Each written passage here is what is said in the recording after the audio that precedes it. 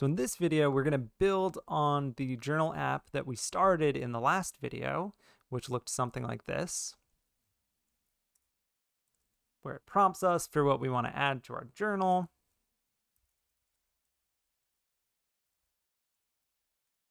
Whoops, made a typo. Oh well. Prints out that journal contents in a nicely formatted way.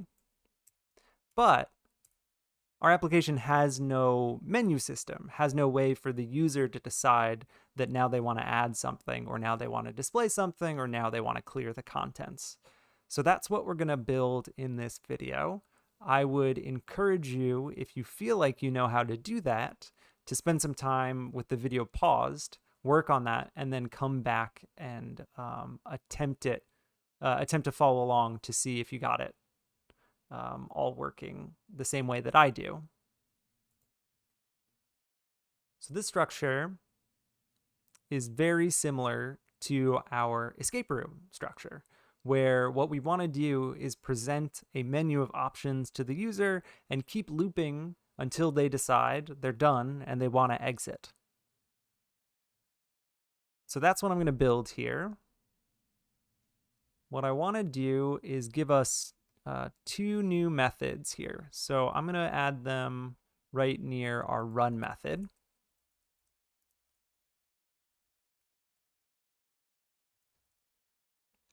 This is going to be like our escape room, where we present options and let the user choose what to do, repeat until they want to exit. And we're going to have another method here. Whoops, this should be private because no one else needs this, just our journal class. And let's also create a method called getChoice that allows us to present, get a choice from the user. So our menu is going to do something like, hey, you can do 1, 2, 3, or 4. And this method is just going to be a method that allows us to get the number 1, 2, 3, 4 from the user and make sure that they only type in 1, 2, 3, or 4. You know what? Do I have the solution? I do have the solution open. So let me just show you what we're aiming for here. That'll make it easier. So we want to present this to the user. And if they type something that's not an option, we should tell them that. And when they type a valid option, we'll run the associated command. And then if they choose 4, that's when our application quits and we leave our loop.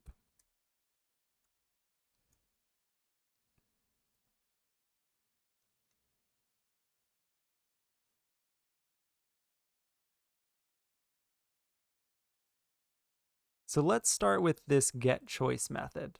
So this is the thing where we're basically going to present one decision point to the user, 1, 2, 3, 4, and make sure that they typed in 1, 2, 3, 4 and not typed in something invalid. So let's get our menu displaying first, and then we'll work on our loop to make sure that they type in something valid. So I'm just going to return an empty string to get this warning going away that we said we're returning a string, but we didn't return one. And let's clear. Let's set the foreground color to be dark gray.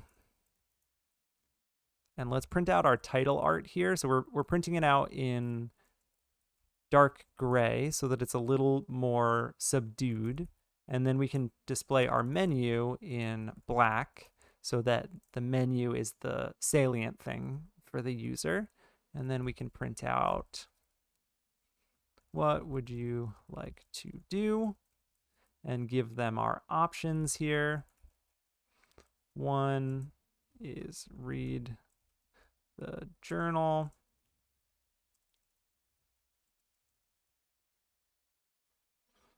And I'm going to make this like a bulleted list where this is spaced over 1 from the text above it. And 2, 3, 4, 2, let's make that clear the journal. 3, let's make that add to the journal. And for, let's make that exit or quit.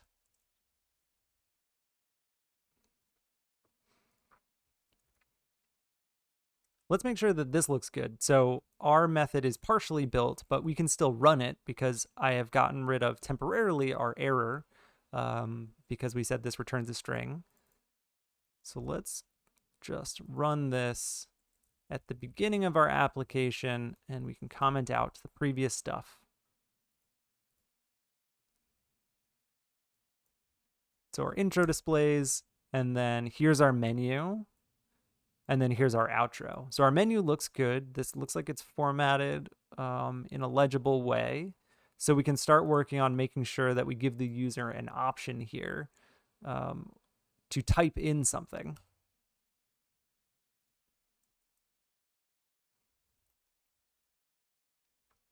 So let's read whatever they type in, and we will trim it.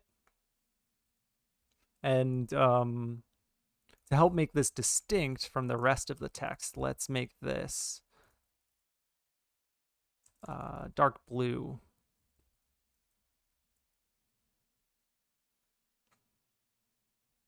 And then afterwards, we can set our console color back to black.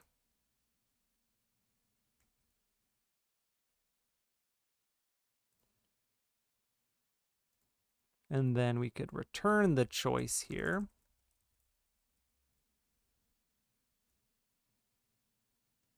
So when this runs, we'll get back whatever was typed in here for the choice. So if we did right line, you chose plus our choice here.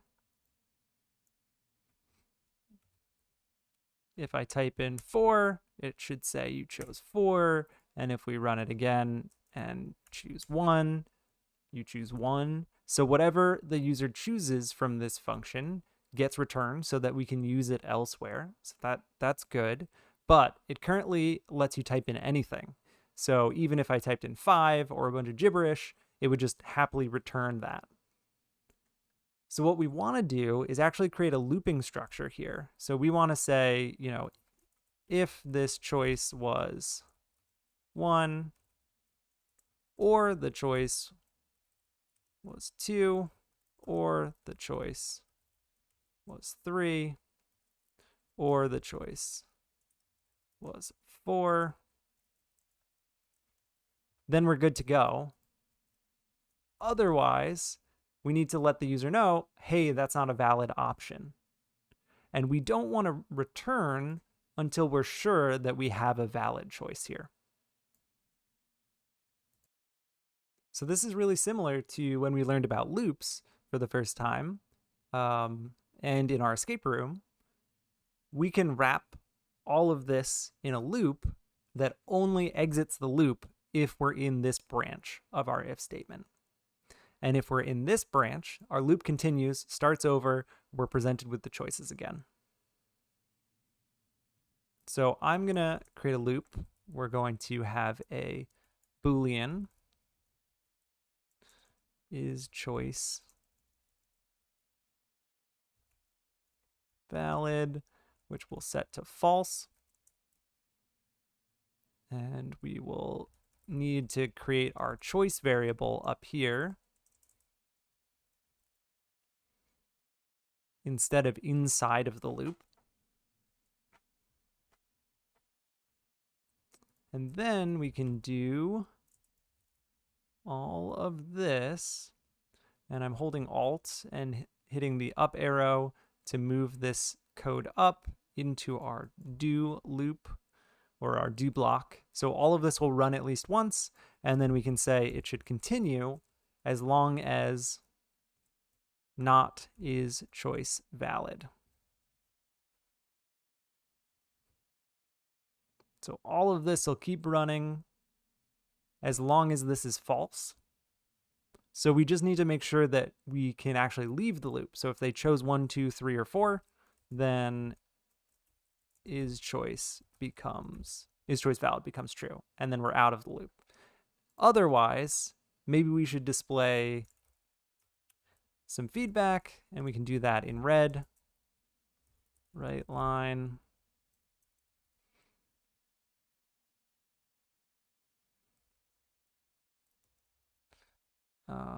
That, or let's put this, I guess, in quotation marks. So I'm going to put escaped quotation marks and say, is not a valid option. Please choose 1 through 4.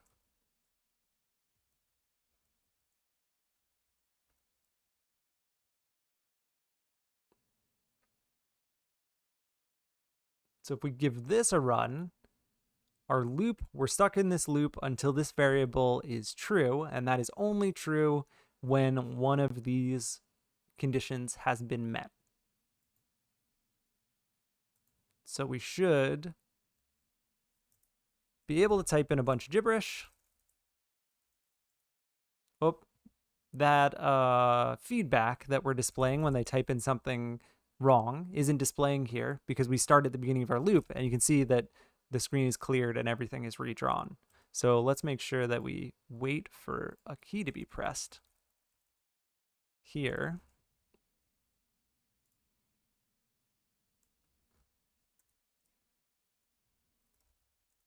There we go. Not a valid option. Please choose 1 through 4. Not a valid option.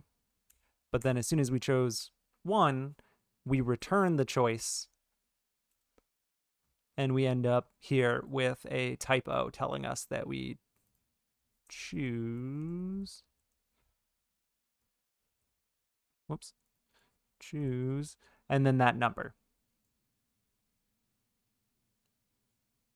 So we've got the get choice piece of the puzzle solved. This method will tell us the number 1, 2, 3, 4 for what we should do.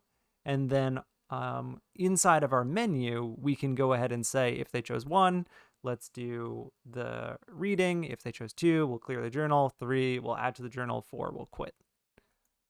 So let's move this logic into here. And we can clear out what we've got and replace this with run menu.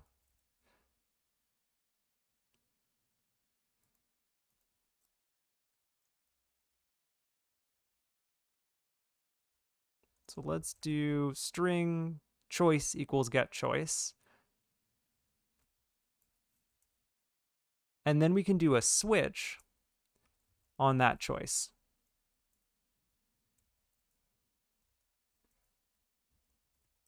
So under the case where that is 1, we can display the journal contents and break. If instead they typed 2, we can clear the file and then break. If they typed 3, we can add an entry and then break. And for any other choice, which in this case would only be 4, we can just break.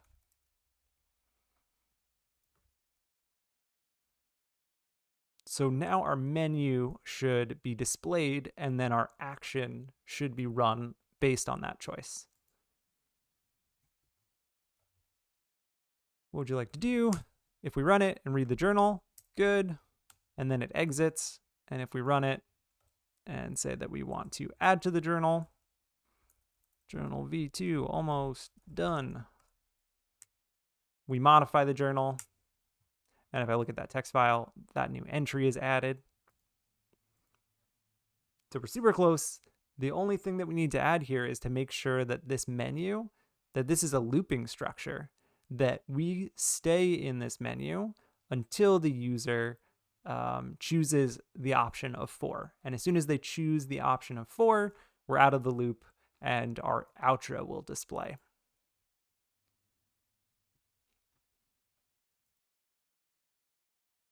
So let's refactor this.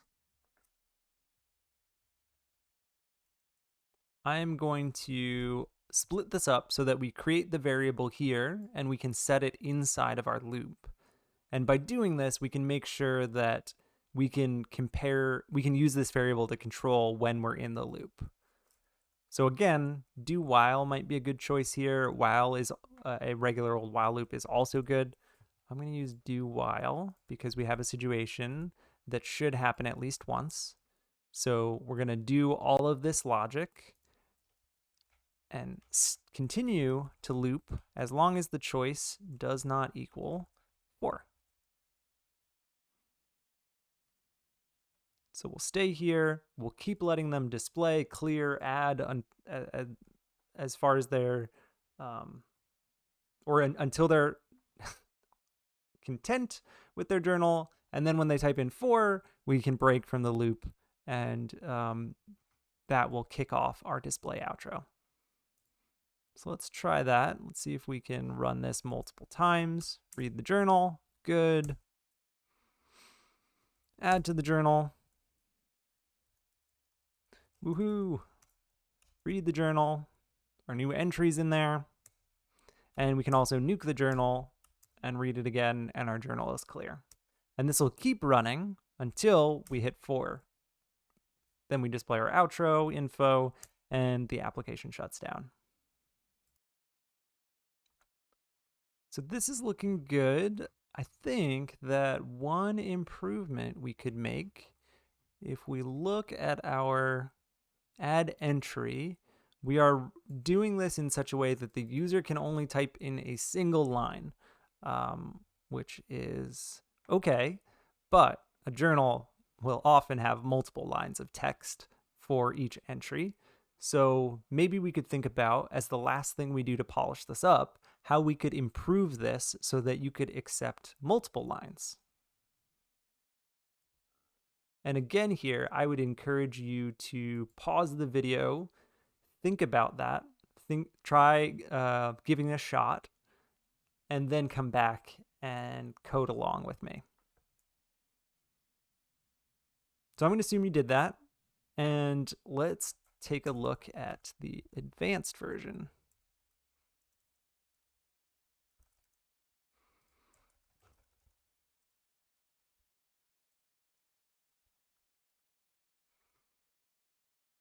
Advanced multi-line version. Okay, so the structure is going to be similar. So I'm going to copy and paste this. And what we want to do is this logic is going to be different. So we're still going to ask them what they'd like to add. And we're still going to wait for any key at the end and tell them that it's been modified. But before we can append text, we have to actually build up a string of a couple lines of text. So for this version, what I'm going to say we're going to do is let the user, that we're going to reline multiple times until the user types in a special keyword that lets us know it's time to stop reading. So we're going to, inside of a loop, do a read line. And if it is not the keyword, we'll go ahead and throw it into a string. And if it is our keyword to exit, then we will stop our loop. So we'll modify this. What would you like to add? Type exit to, and press enter to stop.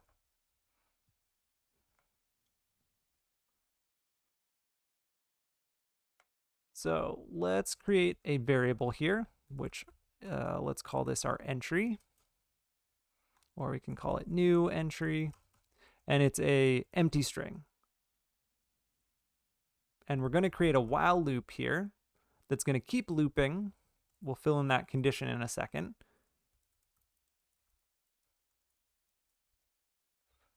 And each time it loops, it'll read a line.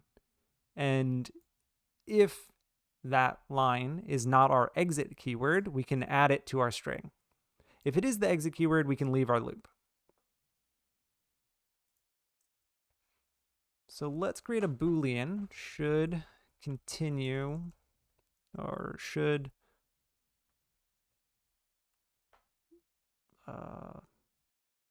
let's call it continue, should continue. And we'll set it equal to true.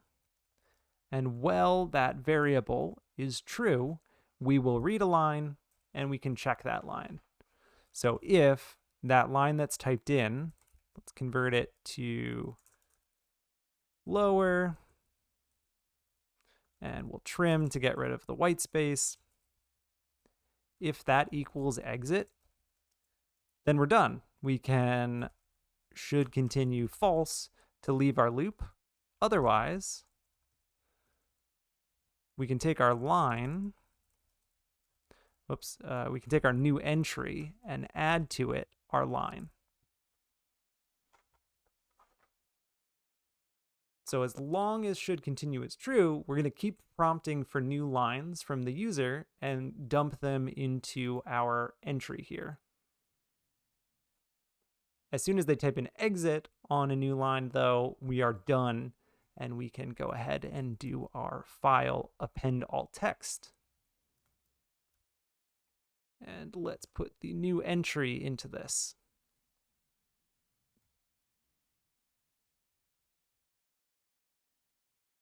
So I think this looks good. Let's give it a shot.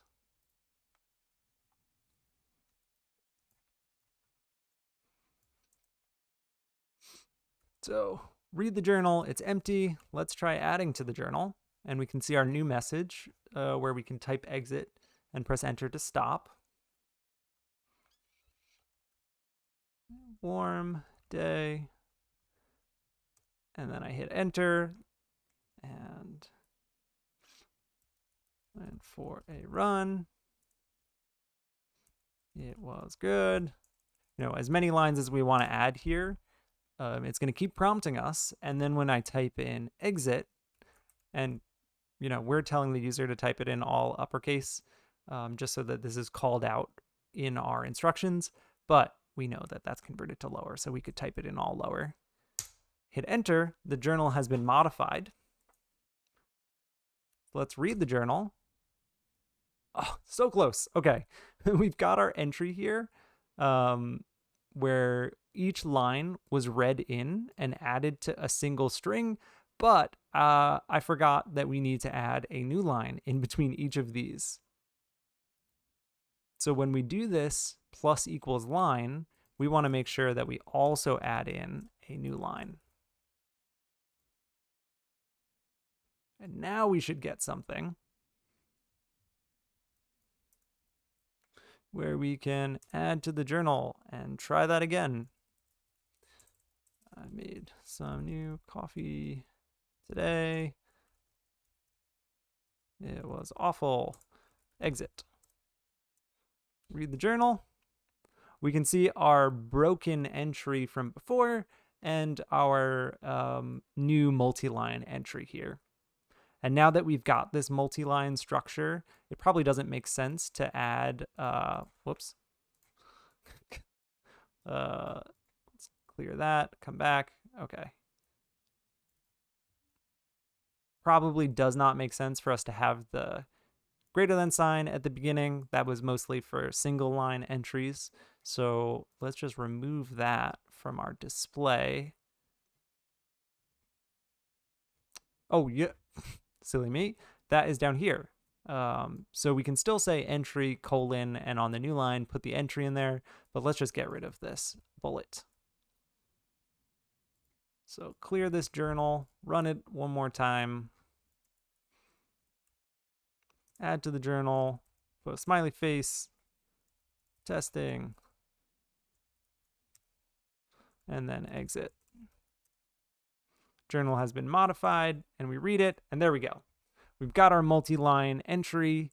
The formatting has been fixed so that we no longer have that caret there, and the user can now type as much as they want for each of those entries.